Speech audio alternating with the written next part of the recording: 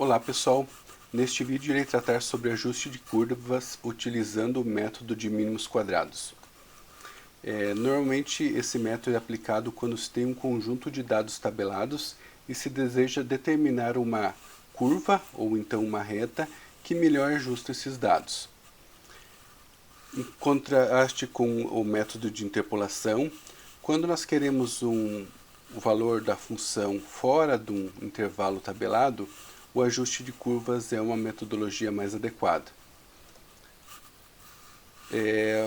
O ajuste de curvas também é aplicado quando temos um conjunto bastante grande de resultados, por exemplo, obtidos em experimentos, pois esses valores contêm erros inerentes ao experimento e à própria medida. Aqui nesse gráfico é apresentado nos pontos os valores amostrais e a curva representando uma curva ajustada de forma que ela passe muito próximo de todos os valores amostrais, não necessariamente em cima de nenhum deles.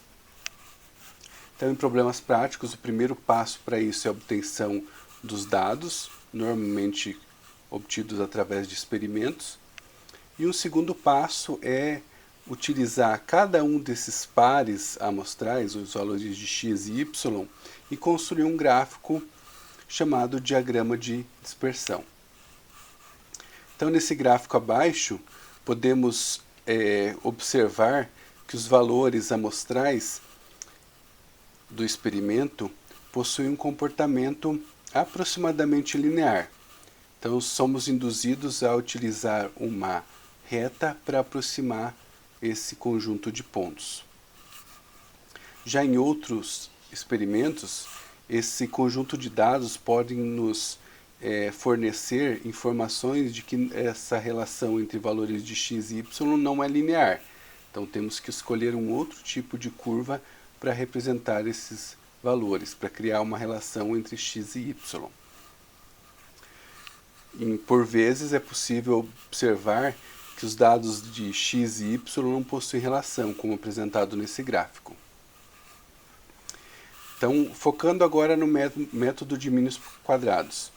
De forma geral, eu tenho um conjunto de pontos, que são valores amostrais, como mostrado nesse gráfico, e eu tenho uma curva, ou então, no caso particular, uma reta, onde eu vou determinar os coeficientes dessa curva e de tal forma que ele se ajuste da melhor maneira possível aos meus valores amostrais.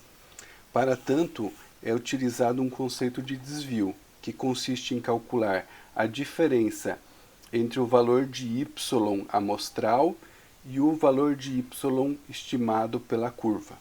Para cada um dos pontos, então x1, y1 vai me fornecer um ponto, a diferença, a distância em y, que é a distância vertical, vai me fornecer o desvio 1. Para o segundo ponto eu vou ter o desvio 2 e assim por diante.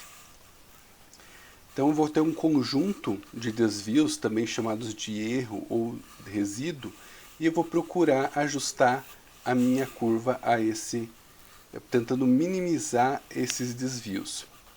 Para isso, a gente utiliza o conjunto de todos os desvios, onde cada desvio é elevado ao quadrado, e eu vou tomar a soma de todos esses desvios. Então a ideia é que essa soma dos desvios ao quadrado seja a mínima possível. Essa é a ideia do método de mínimos quadrados. No caso particular, deduzindo aqui para uma reta, o mesmo pode ser feito para outras curvas, a ideia vai ser, a partir de um conjunto de pontos dado, normalmente por um experimento, sugerindo aqui x1, y1, x2, y2 e assim por diante, eu vou determinar uma equação y igual a mais bx, onde o meu objetivo vai ser determinar o valor de a e de b. E os valores de x e de y, apesar de serem, ao final do cálculo, as variáveis do meu problema, a priori eles vão ser fornecidos um conjunto de x e y dados pelo experimento.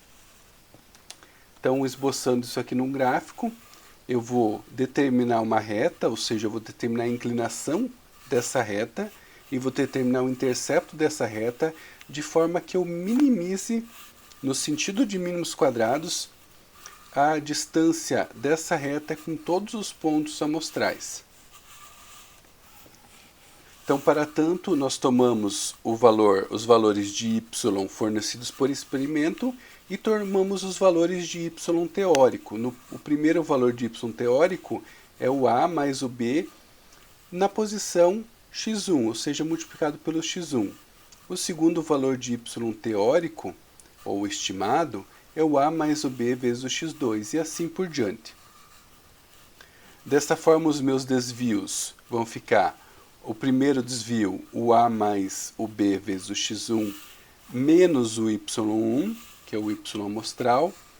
Então, observe que os primeiros dois termos nós temos o y estimado, que é dado pela expressão da nossa reta no valor do x1. E no último termo nós temos o valor do y experimental. O mesmo vale para o segundo ponto experimental, que é o D2, vai nos fornecer o D2, e assim por diante até o último valor experimental, que é o Dn, sendo que a gente tem n pares experimentais. Dessa forma, aplicando a ideia de mínimos quadrados, a gente vai querer minimizar essa expressão, o somatório dos desvios ao quadrado, onde o i começa em 1 e vai até n. Como os desvios a gente observou anteriormente que são dados por essa expressão, é essa expressão que a gente vai querer minimizar. De uma forma mais simples, ocultando aqui o índice, a gente pode escrever a nossa expressão como somatório de a mais bx menos o y ao quadrado.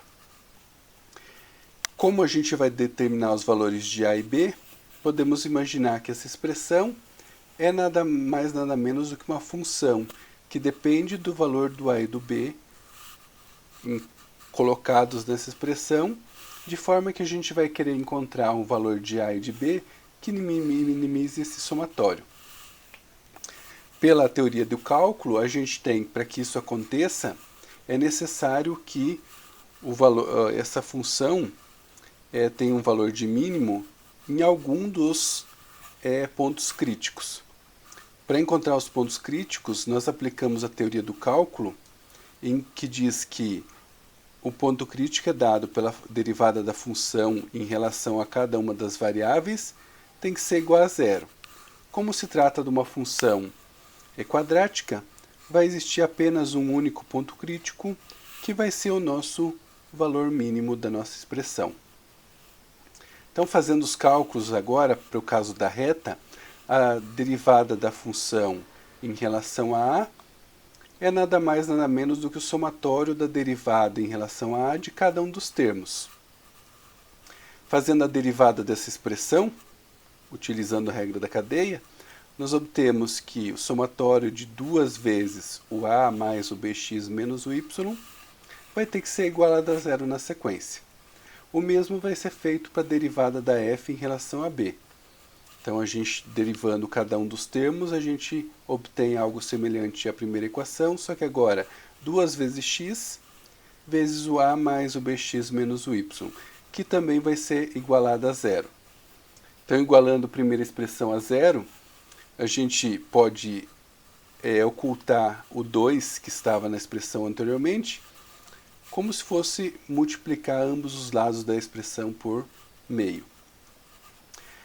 Aplicando o símbolo de somatório a cada um dos termos que está dentro do somatório, a gente pode escrever a expressão como o somatório de y é igual a vezes n mais b vezes o somatório de x. Na segunda expressão, a gente tem que o somatório de x vezes a mais bx menos y, aplicando a mesma ideia, ou seja, aplicando o somatório em cada uma das parcelas, a gente pode escrever somatório de x vezes y é igual a vezes o somatório de x mais b vezes o somatório de x ao quadrado.